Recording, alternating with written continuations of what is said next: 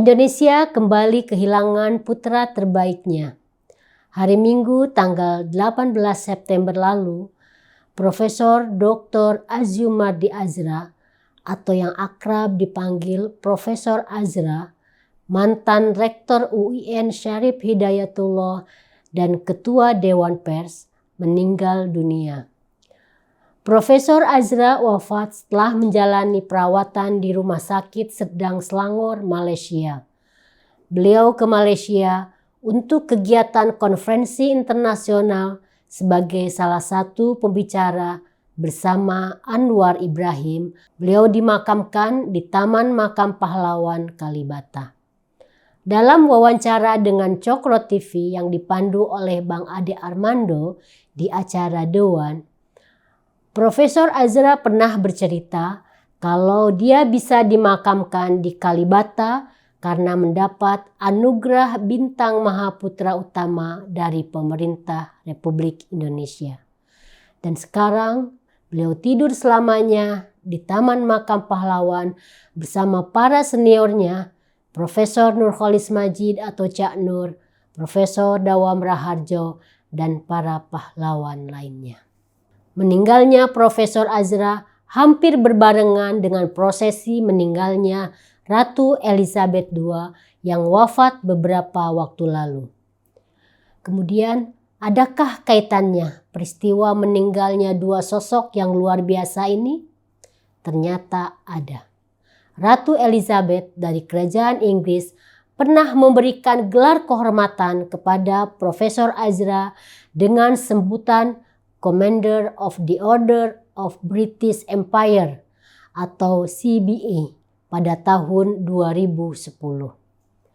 Anugerah terhormat ini menjadikan putra kelahiran Sumatera Barat adalah orang luar pertama di negara-negara persemakmuran atau Commonwealth yang berhak memakai gelar Sir dan mendapat hak-hak istimewa dari Kerajaan Inggris.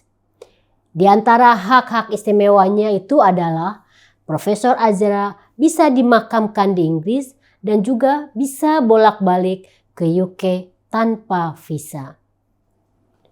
Gelar yang dianugerahkan Ratu Inggris kepada Profesor Azra ini lebih tinggi ketimbang gelar yang diberikan kepada David Beckham. Pemain bola legendaris Inggris ini mendapat gelar kehormatan OBE, Officer of the Order of British Empire, dari Sri Ratu, setingkat di bawah CBE. Gelar Sir ini sangat membanggakan, bukan hanya buat Profesor Azra sendiri, tapi juga bagi bangsa Indonesia. Sebab pemberian gelar ini merupakan simbol pengakuan Kerajaan Inggris terhadap satu-satunya putra Indonesia dalam mendorong terbentuknya Islam yang moderat dan inklusif di dunia.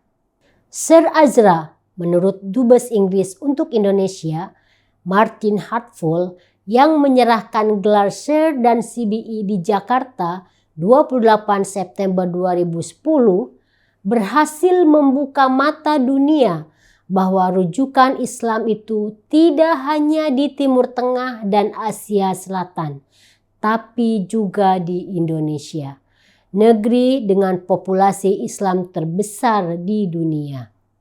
Walhasil, Islam Indonesia telah memberi contoh toleransi antar agama yang baik bagi Inggris dan negara-negara barat lainnya. Islam Indonesia dapat menjadi acuan baru dalam citra keislaman di dunia internasional. Bukan hanya dari Kerajaan Inggris saja, Profesor Azra juga mendapat penghargaan dari The Order of the Rising Star dari pemerintahan Jepang.